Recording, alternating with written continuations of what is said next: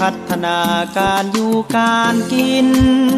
ให้มีชีวิตสุขสันต์เปรมปรี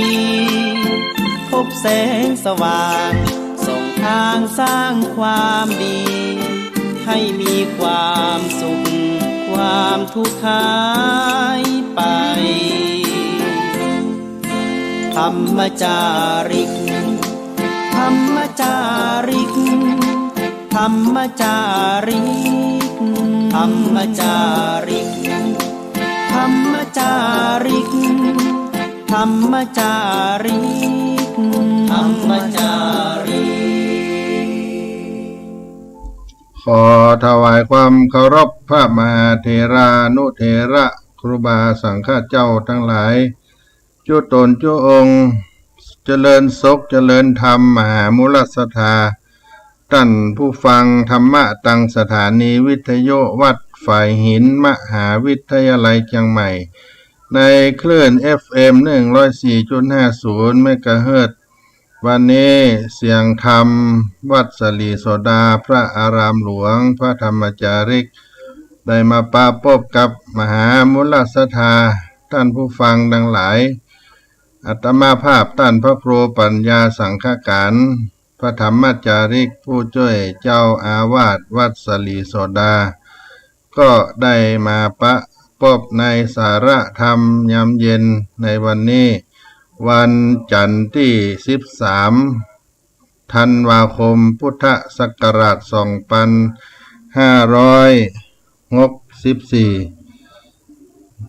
ก็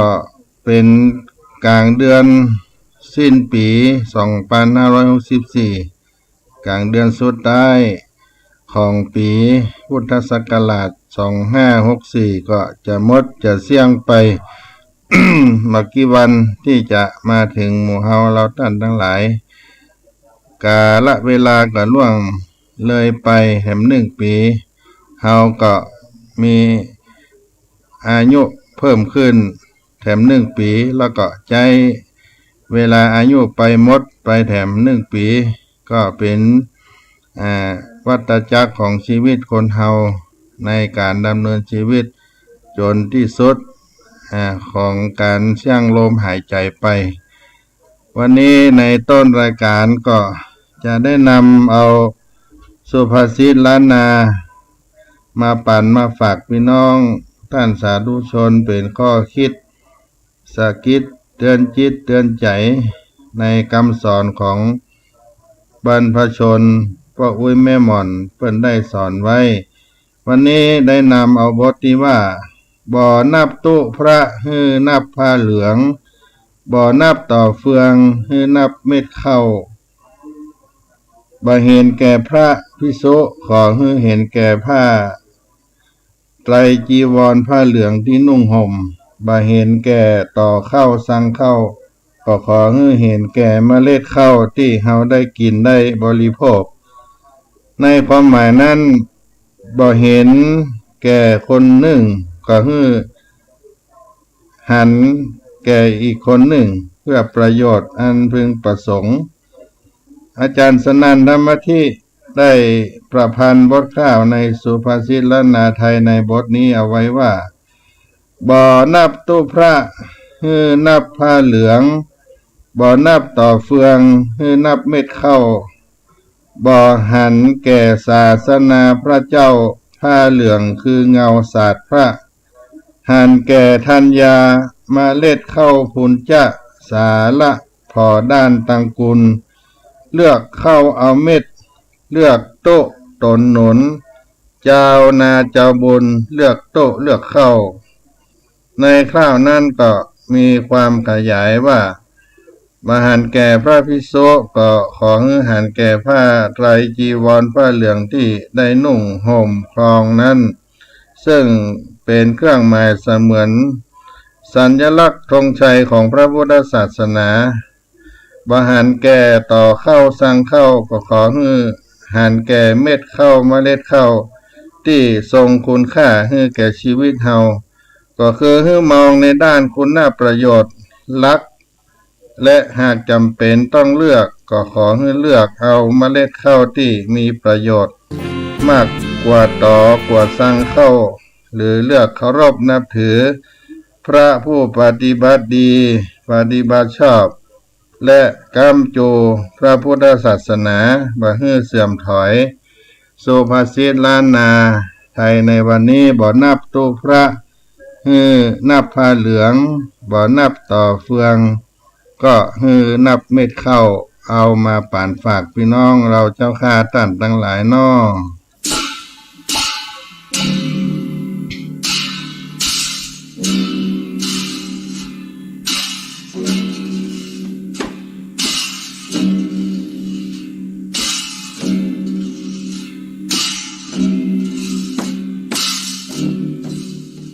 ท่านสาธุชนทั้งหลายช่วงนี้ก็ได้ ทราบข่าวอันที่น่าเศร้าใจได้สูญเสียพระมหาเถระเจ้าคณะผู้ปกครองพระธรรมจารีกันไปหลายตนหลายองค์โดยเฉพาะในอำเภอเมืองเชียงใหม่จังหวัดเชียงใหม่ครูบาสังฆะก็ได้มรณภาพไปทัดกันแต่ว่ามันซืนนี้ก็ที่จังหวัดเชียงใหม่ก็มีท่านรองเจ้าคณะอำเภอชัยประการวัดปงตำก็ได้มรณภาพไปครูบาเจ้าอินถาวัดต้นโจกศรีลังกาอำเภอสัมปะตองอายุ91 ปีก็มรณภาพไปและก็ต่างจังหวัดพะเยาจังหวัดเชียงไฮ้หลายรูปหลายองค์พระเถระในล้านนาแล้วก็มาถึงเจ้าคณะผู้ปกครองใหญ่แล้วก็อยู่ในส่วนของพระธรรมจารีกนั่นก็คือเจ้าพระคุณสมเด็จพระมหาราชมังคลาจารย์สมเด็จพระมหาราชมังคลาจารย์ช่วงวรปัญโยอดีตผู้ปฏิบัติหน้าที่สมเด็จพระสังฆราชอดีตเจ้าวาดวัดปากน้ำภาษีเจริญอดีตเจ้าคณะใหญ่หนเหนือและก็เป็นอดีตในการปกครองงานพระธรรมจารีกเป็นประธานคณะพระธรรมจารีกรูปที่2ตัวและก็แถมหลายๆตำแหน่งที่ในด้านศีล5การปรองดองในสังคมศีล5ตัวนี่ก็ได้สูญเสียพระมหาเถระโดยเฉพาะในโครงการพระธรรมจารีกก็พระเดชพระคุณนั่นเป็นผู้มีคุณูปการต่อคณะพระธรรมจารีกในโครงการพระธรรมจารีกได้เป็นผู้ปกครองในเป็นประธานคณะพระธรรมจารีกได้ถึงกาลสังขารไปในวันที่12 ตุลานี้ก็ได้มีการได้อาราธนาสรีระสังขารเจ้าคุณสมเด็จเข้าสู่มหาอารามวัดปากน้ำได้รับการถวายน้ำสงฆ์พระราชน้ำสงฆ์น้ำหลวงอาบศพน้ำหลวงได้พระราชทานส่งศพเจ้าคุณสมเด็จก็เสร็จสิ้นไปก็ได้เป็นแถมรูปหนึ่งในโครงการพระธรรมจารีกและก็เจ้าพระคุณสมเด็จนั้นมีคุณูปการนั้นยิ่งใหญ่ไพศาลและอีกรูปหนึ่งก็พระเดชพระคุณพระวิสุทธิวงศาจารย์ได้ถึงแก่มรณภาพไปในวัดปากน้ำภาษีเจริญเช่นเดียวกันก็เป็นอดีตเจ้าคณะใหญ่หนเหนือเป็นรองเจ้าวาดวัดปากน้ำภาษีเจริญนี่ก็ได้มาดูแลงานพระธรรมจารีกหลายๆด้านแล้วก็ได้มาให้โอวาทธรรมแก่พระธรรมจารีกหลายคราวหลายครานอกจากนั้นก็มีคณะพระธรรมจารีกได้แก่มรณภาพในเดือนพฤศจิกายนเดือนธันวานี้ก็2 3 4 รูปในเดือนเมษายนแถมก็มีหลวงตาแก้วกัลยาโนที่วัดพระธรรมจารีกห้วยหยวกจังหวัดสุโขทัย ท่านอาจารย์สรวิทย์ปากิโจวัดพระธรรมจาริกตงหลวงหลวงพ่อเจ้าฟูพระเจ้าฟูทิตาวโรวัดพระธรรมจาริกแม่แกนแกน้อย และก็ต้านพระโคปลัดเริงฤทธิ์นาคเขียวภูริสีโลวัดพระธรรมจาริกบ้องตีล่างก็จะได้มีการประชุมเพลิงศพในวันที่15ธันวาคมที่จะมาถึงวันพุธวันเฮือนี้นะเมรุชั่วคราววัดพระธรรมจาริกบ้องตีล่างตำบลบ้องตีอำเภอไซโยกจังหวัดกาญจนบุรีงานพระธรรมจาริกก็กว้างใหญ่ไปถึงกาญจนบุรีสุโขทัยกำแพงเพชรเพชรบูรณ์เป็นที่เผยแพร่ของพี่น้องชาวเขาและก่อนนี่บ้านพระธรรมจาริกบ้องที่ล่างนี่ก็เป็นพี่น้องกะเหรี่ยงที่อพยพมาอยู่หลายที่หลายแห่งทางฝั่งพม่าก็มีก็ได้สูญเสียพระผู้เผยแพร่งานพระพุทธศาสนาเป็นอย่างยิ่งโดยเฉพาะงานพระธรรมจาริกนั้นก็ได้สูญเสียเจ้าพระคุณสมเด็จพระมหาราชมังคลาจารย์หลวงพ่อผู้มีคุณูปการอันดียิ่งและก็เป็นอนันตคุณหาที่สุดบ่ได้ทางโครงการพระธรรมจาริกคณะพระธรรมจาริกก็ถวายความไว้อาลัยแด่พระเดชพระคุณที่ได้มีเมตตาธรรมต่อโครงการพระธรรมจาริกเป็นอย่างยิ่งท่านสาธุชนเราท่านทั้งหลายก็มาระลึกถึงในวิถีชีวิตของเราได้ล่วงพ้นวันเดือนปีไปก็พระพุทธเจ้าเปิ้นได้สอนไว้บ่ให้ได้ประมาทในชีวิตบ่ให้ได้ประมาทในชีวิตคนเฮาก็จะถึงที่สุดแห่งการมุ้ยมิ่งคือการถึงแก่สิ้นลมหายใจความตายไปเพราะความตายนั่นก็จะรออยู่เฮาทุกวันเวลาในพุทธสุภาษิตเปิ้นกล่าวไว้ว่าทหาราจะมหันตาจะเยภาลาเยจะปันนิตาสัพเพมัจจุวสังยันติสัพเพมัจจุปรายนาทั้งเด็กทั้งผู้ใหญ่ทั้งเขาทั้งฉลาดล้วนไปสู่อำนาจแห่งความตายล้วนมีความตายเป็นเบื้องหน้าเกิดขึ้นกับเฮาท่านทั้งหลายทุกชีวิตล้วนไปสู่อำนาจของความตายมีความตายรออยู่ทุกคนเกิดมาบอกว่าจะยากดีมีจนจะมีอายุมากอายุน้อยเป็นคนฉลาดหรือโง่เขลา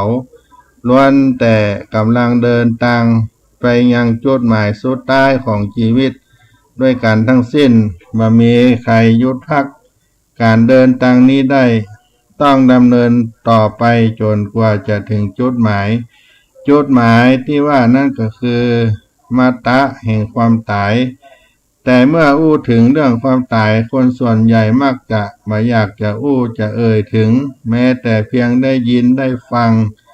ก็ไม่อยากต้องการได้ยินได้ฟังแต่สำหรับคนที่เมื่อมีความประมาทแล้วเข้าใจชีวิตตามความเป็นจริงจะบ่กลัวความตายด้วยมองหันว่าชีวิตเมื่อเกิดได้ก็ต้องตายได้เกิดมาเท่าใดก็ตายเท่านั้นบ่มีขาดบ่มีเกินและบ่จำกัดเพศจำกัดวัยบ่จำกัดความรู้ก็คือทุกคนแม้จะมีความแตกต่างกันไปตามบุญทำกรรมแต่งตามบุญทำกรรมแต่งมาเท่าเทียมกันแต่สิ่งหนึ่งที่เท่าเทียมกันและได้รับทั่วถึงกันอย่างเสมอภาคนั่นก็คือความตายเมื่อเฮาคิดเช่นนี้จะเร่งทำความดีงามไว้เป็นการเตรียมตัวก่อนตายเมื่อตายแล้วจะได้มาต้อง ไปมือเปล่าดังนั้นท่านจึงสอนว่าเวลาจะตายต้องตายอย่างมีสติเพราะเป็นห่วงเวลาที่สำคัญแห่งการปิดบัญชีงบดุลของชีวิตคนจะคนที่จะมีสติในเวลาตายได้ก็ด้วยสั่งสมกรรมดีเอาไว้นักเอาไว้มากมามีห่วงหาอะไรต้องมาวิตกกังวลผิดกับคนที่ทำชั่วมากมายเวลาตายถึง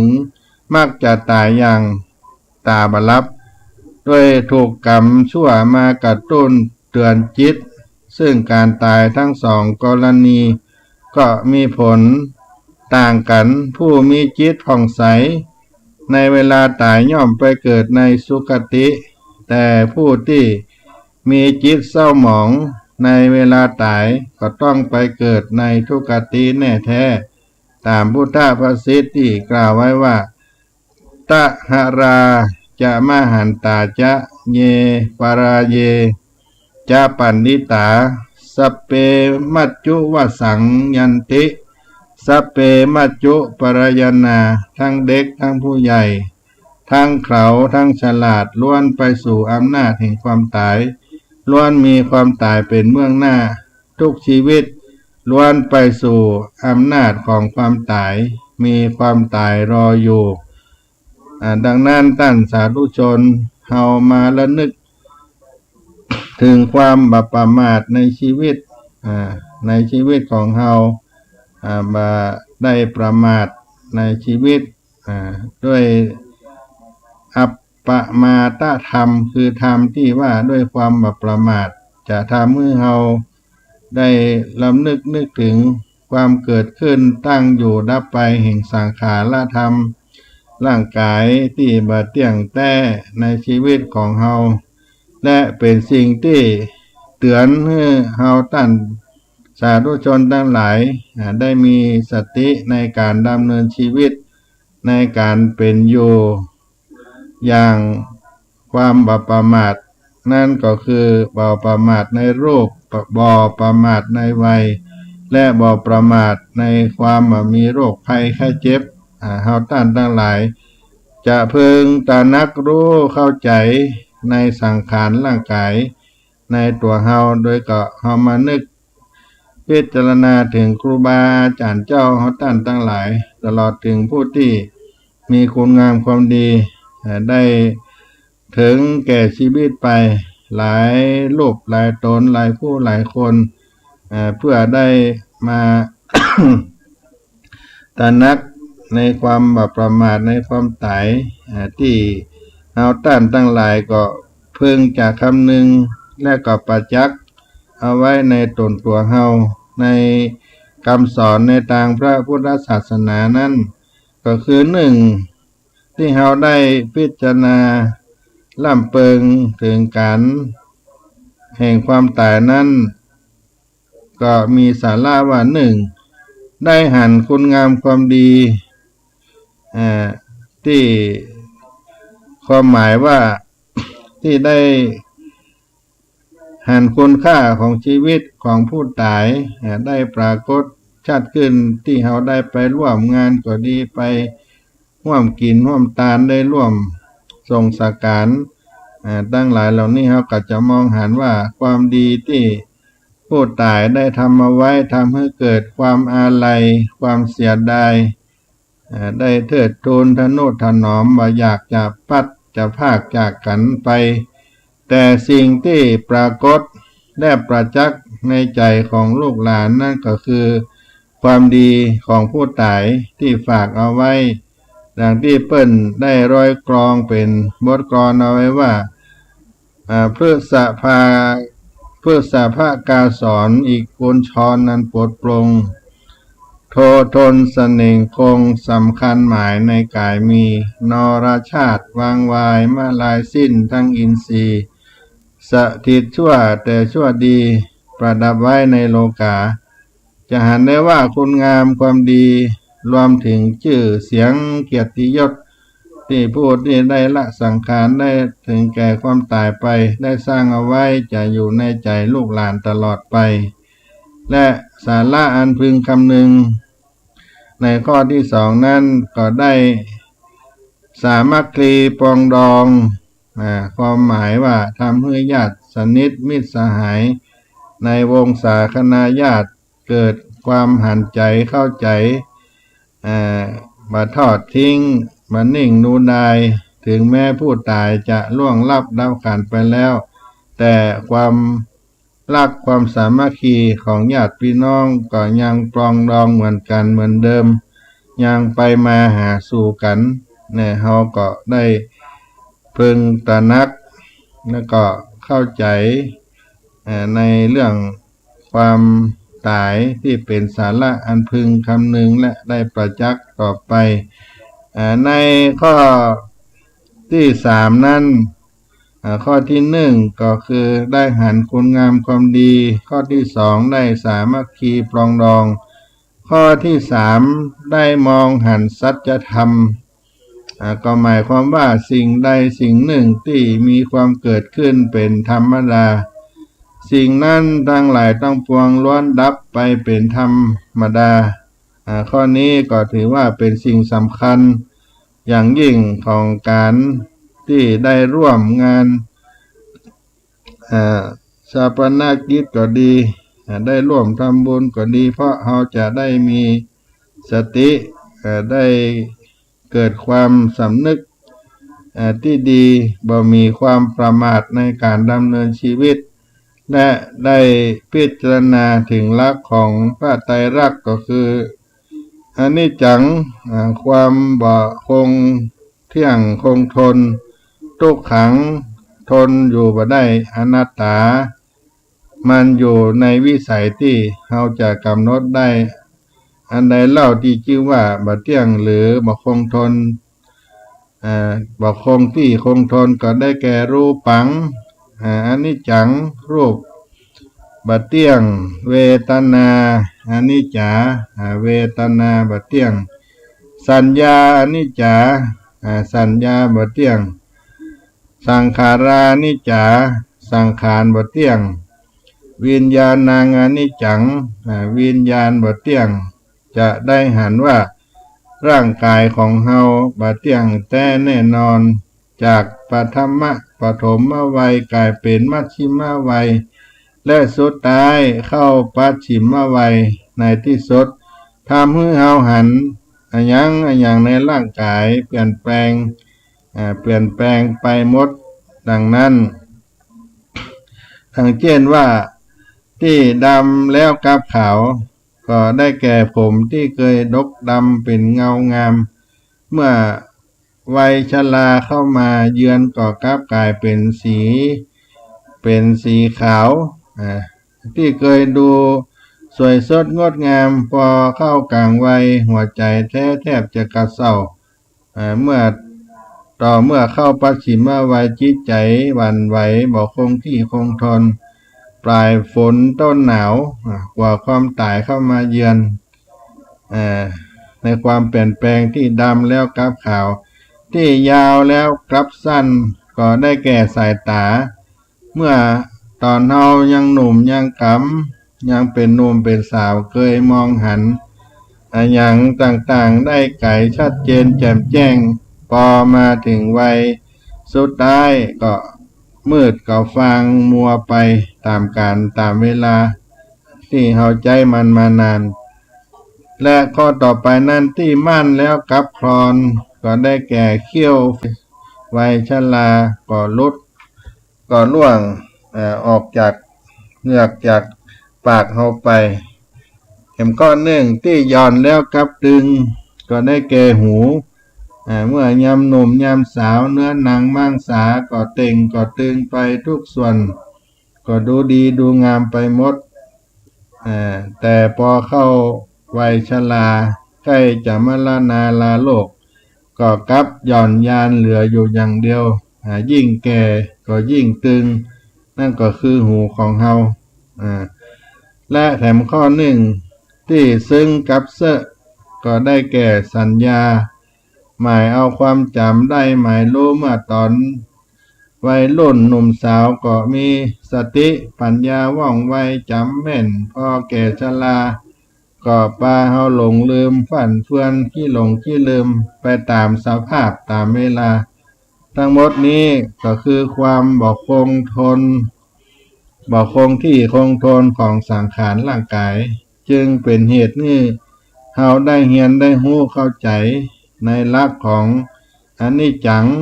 อย่างท่องแท้ถึงวัยที่ปรากฏเอ่อ ปรากฏใหม่ที่ปรากฏขึ้นครับเฮา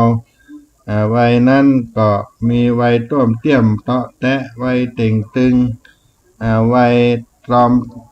ตรอมวัยต้องตายหรือจะเรียกว่าวัยพึ่งวัยพบวัยเพียรวัยพักวัยพรากก็ย่อมได้ประการต่อมาทุกขัง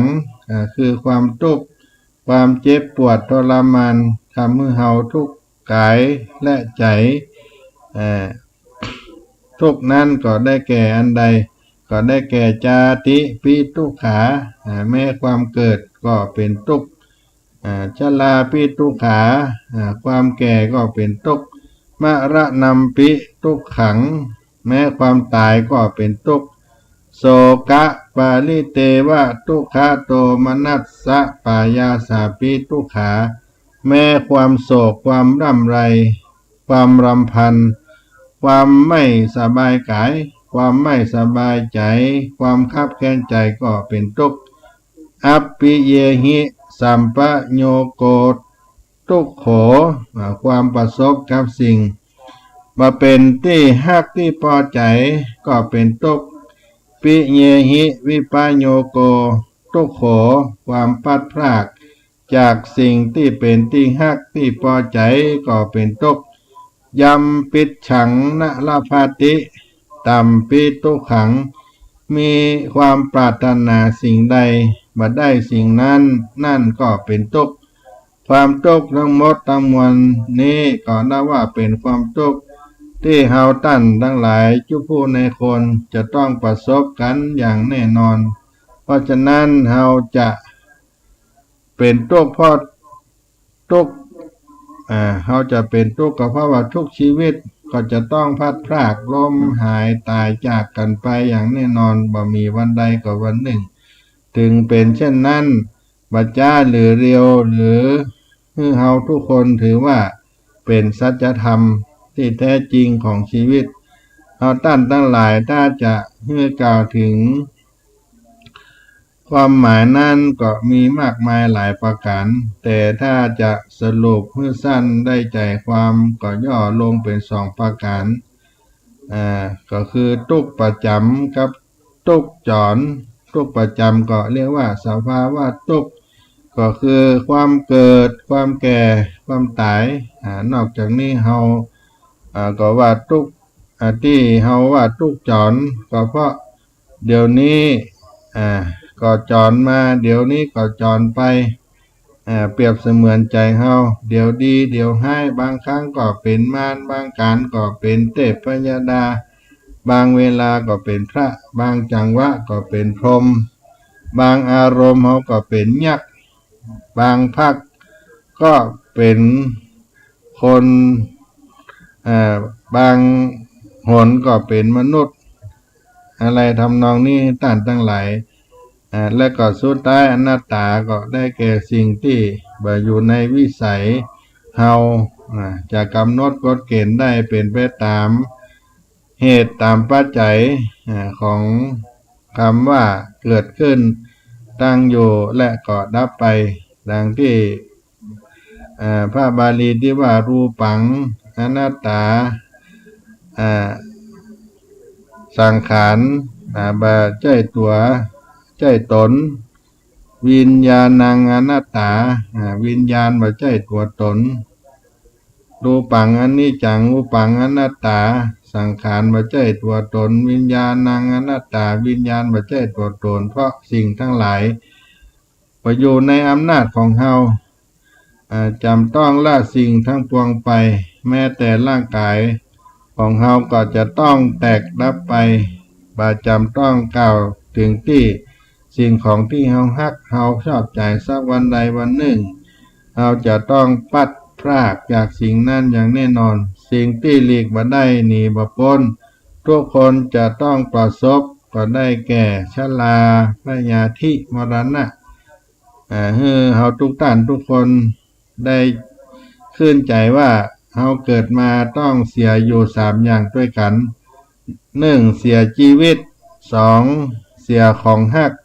และ3เสียคนฮักอย่างแน่นอนมีพุทธภาษิตที่พระผู้มีพระภาคเจ้าได้ตรัสว่าบ่มีสถานที่ใดไร้คนตายที่เกิดที่ใดความตายย่อมมีที่นั่นนะมิยะมานังธรรมมันธนะมันเวติกินจิแม้ทรัพย์นิดเดียวก็ติดตามตัวคนตายไปบ่ได้คือพิจารณาอยู่เสมอว่าเฮาหนีความแก่บ่ได้หนีความเจ็บไข้ไปบ่พ้นทุกคนต้องมรณาต้องอำลาจากสิ่งที่รักและก็ชอบใจและที่สำคัญต้องใส่ใจในหลักธรรมให้มากให้นักพระพุทธเจ้าพระองค์ได้ตรัสไว้ว่าชราธัมโมหิชลังอนาติโตเรามีความแก่เป็นธรรมดา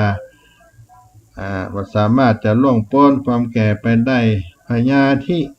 ธัมโมหิพยาทิงอนาติโตเรามีความเจ็บไข้เป็นธรรมดาว่าสามารถจะล่วงพ้นความเจ็บไข้ไปได้มรณะธัมโมหิมรณังอนาติโตเฮามีความตายเป็นธรรมดาว่าสามารถจะล่วงพ้นความตายไปได้อันความตายชายนาลีหนีไม่พ้นมีหรือจนก็ต้องตายกลายเป็นผีถึงแสนลักก็ต้องร่างห่างทันทีบ่วันนี้ก็วันหน้าช้าหรือเร็วในบทกลอนธรรมะข้างบนนี้ก็ได้กล่าวไว้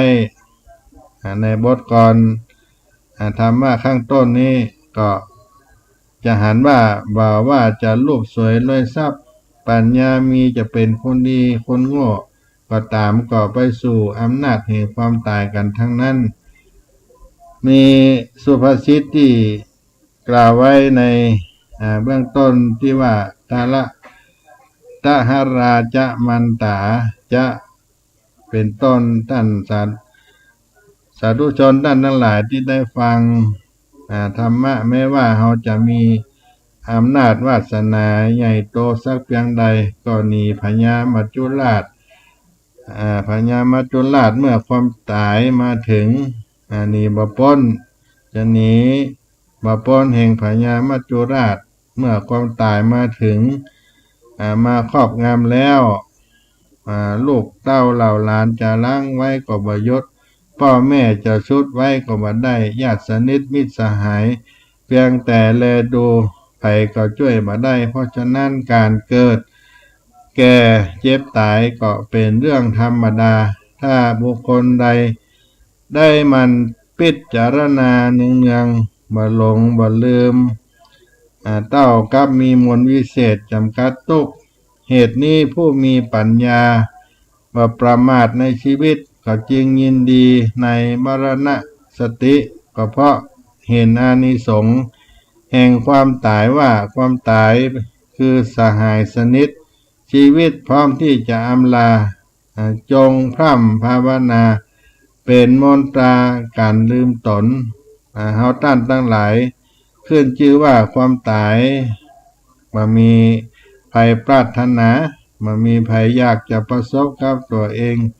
และญาติพี่น้องทุกท่านก็บ่ค่อยปรารถนาเพราะความตาย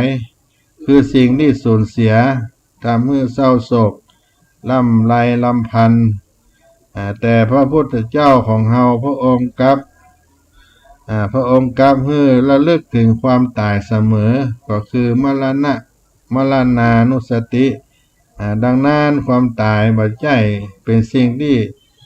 น่ากลัวน่ารังเกียจหรือแม้ผู้คนปากันผู้ จากันคำว่าตายคนส่วนมากก็มองว่าปากบ่ดีบ่งามบ่เป็นมังกละอย่างทำนองนี้แหละแต่พระพุทธเจ้าทรงกลับตรัสว่าเป็นสิ่งที่ดีเพราะจะทำให้เฮานั้นได้มีสติบ่ประมาทในการดำเนินชีวิตและในข้อที่สี่นั่นมีกล่าวว่าได้รีบทำที่เปิ้ง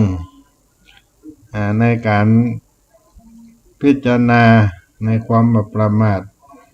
ได้รีบทำที่เปิ้งก็หมายความว่าเมื่อเฮายังมีชีวิตอยู่ก็ให้รีบทำคุณงามความดีให้ไว้นักอย่าได้ประมาทในวัยอย่าคิดว่าเฮายังหนุ่มยังสาวบ่เฒ่าบ่แก่บ่เข้าวัยชรามัวแต่เพลิดเพลินในสิ่งต่างๆจนมากทำให้เฮาลืมสั่งสมบุญกินบุญทานการกุศลเพราะผลละบุญนั้นยังให้ความสุขในเวลาใกล้ตายและก็บุญกุศลทั้งหลายที่เฮาทำญาติโยม ก็จะนำไปสู่ปรโลกไปหน้าตัวดังมีพุทธภาษิตที่ว่าปุญญานิปะระโรปุญญานิปะระโลกัสสมิงปฏิฐาหุนติปานินังบุญให้ความสุขในโลกนี้ยังบ่พอยังตามไปเป็นที่เปิ้งของสรรพสัตว์ทั้งหลายในโลกหน้าตัวเฮาท่านทั้งหลายท่านสาธุชนเมื่อมีชีวิตอยู่ก็ขอให้ทำความดีทำความดีเสร็จได้ทำความดีแต่ในบัดนี้ไผบ่ฮู้ว่าความตายจะมาถึงในวันพรุ่งวันกับเกิดขึ้นกับเฮาบ่สามารถจะต่อสู้เอาชนะภาพแพ้พญามัจจุราชได้ชีวิตเป็นอนิจจังดังที่กล่าวมาเฮาบ่สามารถทราบว่าจะมั่นคงยืนยาวไปได้สักกี่ปีกี่เดือนกี่วันโดยเฉพาะเวลานาทีจะพัดพากจากนั้นบ่รู้หรือกำหนดได้แน่นอนและก็จะได้ประมาทอย่าลืมว่าเจ้ายังแลเห็นหน้าสายเจ้ายังแลหันหน้าสายตายยังอยู่สบายบ่ายมวยบ่ายยังลื่นเริงกายเย็นดับชีพแห่เย็นยังหยอกลูกด้วยค่ำมวยอาสันท่านทั้งหลาย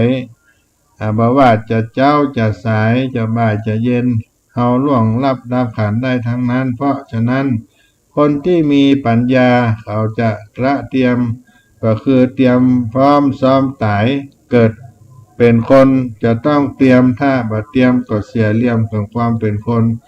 เตรียมอะหยังก็คือเตรียมตัวก่อนตายเตรียมกายก่อนแต่งเตรียมน้ำก่อนแล้งเตรียมแบ่งก่อนไปและก็เตรียมใจก่อนสู้คำว่าเตรียมในทางพระพุทธศาสนานี้ก็หมายถึงความไม่ประมาทความบ่ประมาทนั่นเองและก็อย่าลืมว่าวันเวลาวารีบ่เคยรอใครเรือเมรถไฟไปตามเวลา มัวโอ้เออึดอาดมักพลาดปรารถนาพลาดแล้วโศกานิจจาจะโทษใคร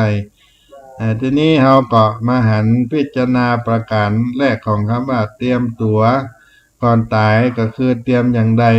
ก็คือหนึ่ง เตรียมตัวก่อนตายก็คือหนึ่งละห่วงนอกก็หมายถึงปลดปล่อยวางหรือพันธะที่เป็นพันธนาการไว้ให้เป็นอิสระบ่ไปยึดมั่นถือมั่นกับสิ่งที่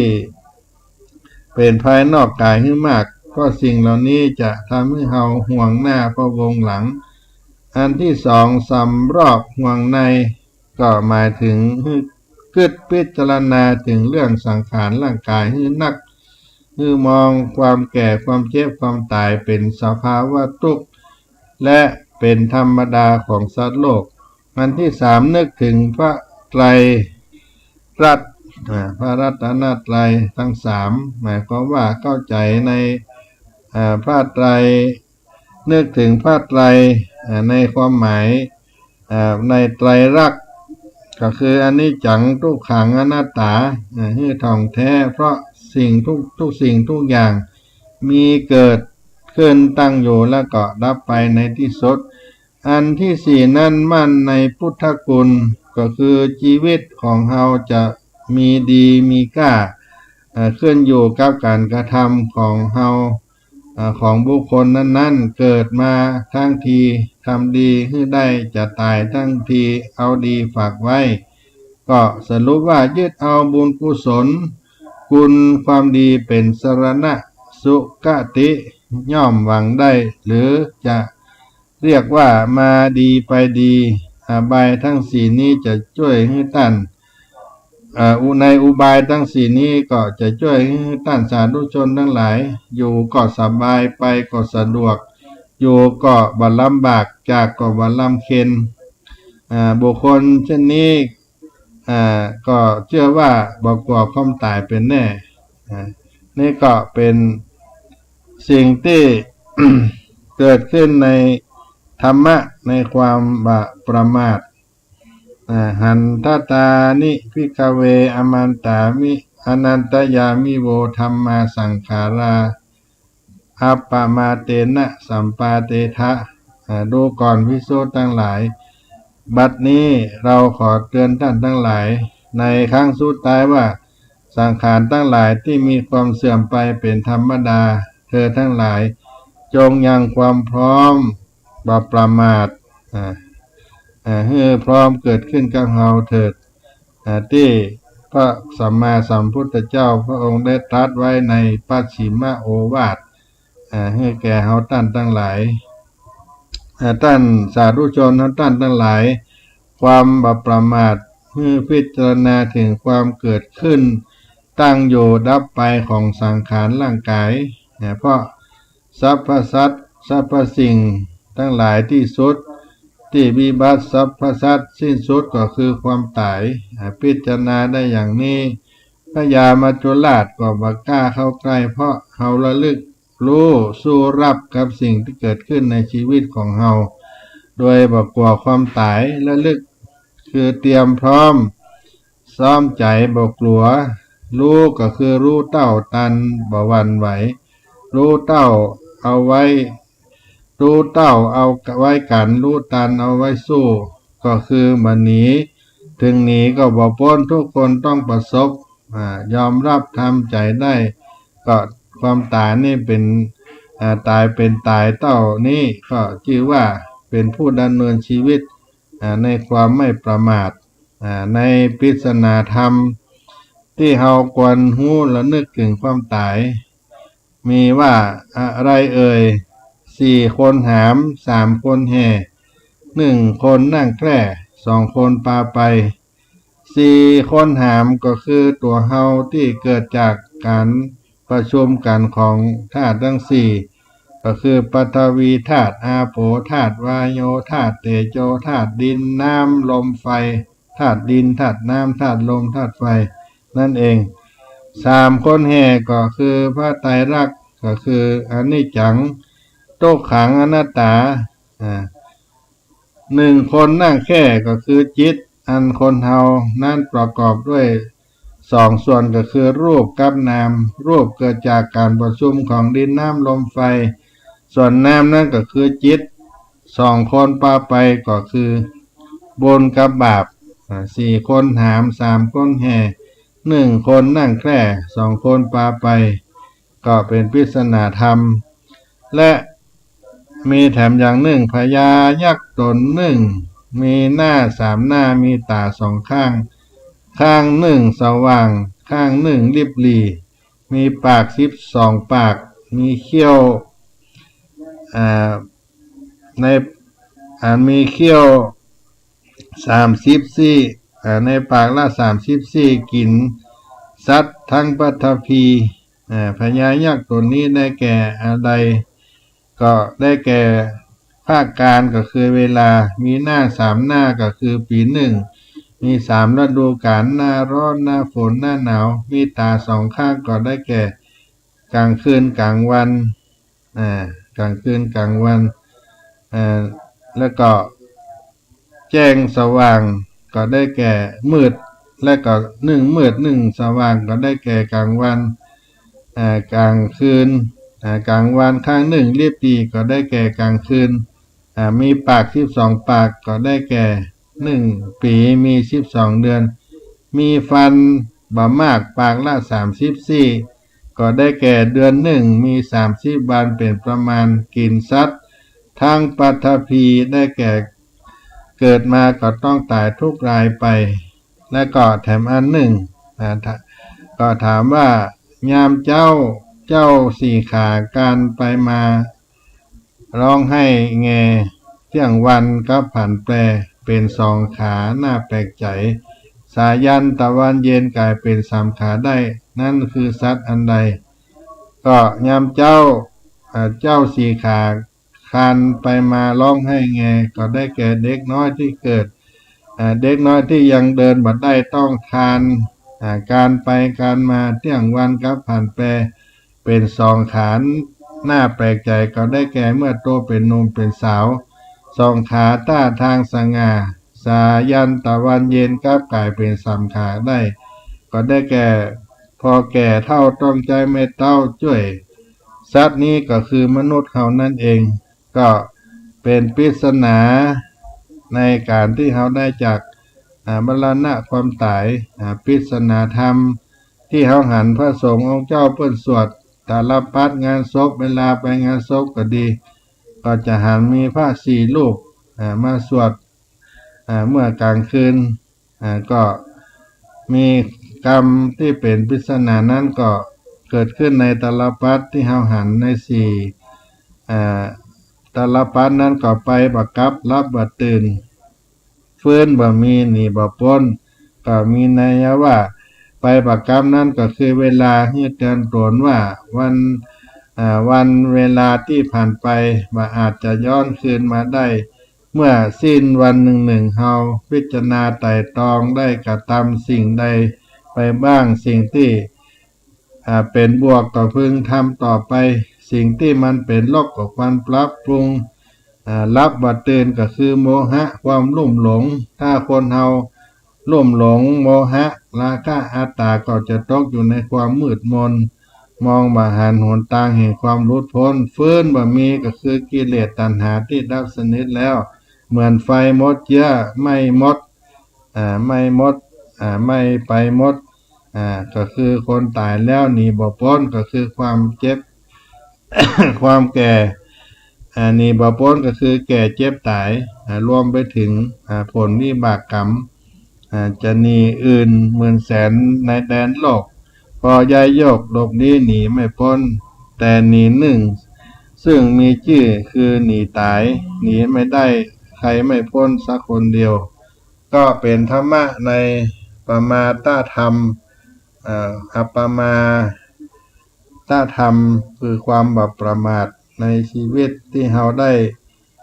พิจารณาคำนึงถึงความเป็นปัจจุบันที่เราหันครูบาสังฆะเจ้าทั้งหลายตลอดถึงคนผู้มีก็คนที่เราฮักเอาแปลงในรอบข้างได้สูญเสียชีวิตก็คือความตายนั้นเราก็ได้มาพินิจพิจารณาคำนึงให้เป็นสาระธรรมเกิดขึ้นกับตนตัวของเราเอาไว้เป็นการเตือนสติตนตัวเราในทุกวันนี้ตามที่ในสุภาษิตว่าตหราจมันตาจะเยปลาเยจะปันดิตาสัพเพมัจจุวสังยันติสัพเพมัจจุปรายนาทั้งเด็กผู้ใหญ่ทั้งเขาทั้งฉลาดล้วนไปสู่อำนาจแห่งความตายล้วนมีความตายเป็นเบื้องหน้าทุกชีวิตล้วนไปสู่อำนาจแห่งความตายและความตายก็รอเฮาอยู่ก็นำเอามาปั่นมาฝากพี่น้องศรัทธาสาธุชนท่านทั้งหลายในวันนี้เสียงธรรมพระธรรมจาริกวัดสลีโสดาพระอารามหลวงก็เอามาปั่นมาฝากแล้วก็เมื่อพี่น้องศรัทธาได้รับบุญกุศลที่ได้สั่งสมกัน มาทุกๆวันเป็นปุญญาปารมีกับตนกับตัวเฮาได้สร้างไว้เป็นเสบียงไปในภายภาคหน้าแล้วก็เพื่อได้หันสัจธรรมแห่งชีวิตของเฮาโดยแท้จริงนี้อาตมาภาพก็ขออนุโมทนาบุญกุศลท่านทั้งหลายได้สดับรับฟังพระธรรมเทศนาเอาเป็นข้อคิดเตือนใจไปและก็มีโอกาสก็ได้แนะนำคนรอบข้างจะเป็นลูกเป็นหลานก็ดีญาติสนิทมิตรสหายไว้ติดตนติดตัวไปวันนี้รายการเสียงธรรมพระธรรมจาริกก็ขอถวายไว้อะไรในอดีตประธานคณะพระธรรมจาริกนั่นก็คือเจ้าพระคุณสมเด็จพระมหาราชมังคลาจารย์วัดปากน้ำภาษีเจริญและก็เจ้าพระคุณและก็พระเดชพระคุณพระวิสุทธิวงศาจารย์อดีตเจ้าคณะใหญ่คนเหนือกรรมการที่ปรึกษาพระธรรมจาริกตลอดถึงพระธรรมจาริกที่ได้ถึงแก่มรณภาพไปแล้วก็ในวันที่15นี้ก็จะมีการทำบำเพ็ญกุศลอุทิศแก่ท่านพระครูปลัดเรืองฤทธิ์ภูริสีโลนาคเขียวอดีตพระธรรมจาริกวัดพระธรรมจาริกบ้องตีล่างอำเภอไซโยกจังหวัดกาญจนบุรีได้ถึงแก่มรณภาพไปก็อยู่ในศูนย์อบรมศีลธรรมส่งเสริมพระพุทธศาสนาบนพื้นที่สูงกาญจนบุรีซึ่งดูแล3จังหวัดก็คือกาญจนบุรีสุโขทัยเพชรบูรณ์ก็จะได้ประกอบพิธีการประชุมเพลิงบำเพ็ญกุศลโดยมีพระเดชพระคุณพระเทพกิตติเวทีประธานคณะพระธรรมจาริกเจ้าวาดวัดเบญจมบพิตรดุสิตวนารามกรุงเทพมหานครเป็นประธานในการบำเพ็ญกุศลประชุมเพลิงพระครูปลัดเรืองฤทธิ์ภูริสีโลนาคเขียวอายุ48พรรษา27ณวัดพระธรรมจาริกบ้องตีล่างอำเภอไซโยกจังหวัดกาญจนบุรีวันนี้ก็ขอถวายไว้อาลัยครับผู้เผยแผ่งานพระธรรมจาริกแถมรูปหนึ่งที่ได้ถึงแก่มรณภาพไปวันนี้เสียงธรรมพระธรรมจาริกก็ขอล่ำลาสาธุชนท่านทั้งหลายไว้เพียงเท่านี้ก่อนมีสาระบุญงานกุศลว่ามงคลงานมงคลก็มาปั่นมาฝากกันขอความสุขความเจริญจงมาเกิดมีแก่ทุกท่านที่ได้สดับรับฟังธรรมะในเมื่อค่ำยามเย็นในวันนี้จัตตารโอธรรมาวทันติอายุวันโนสุขังปะลัง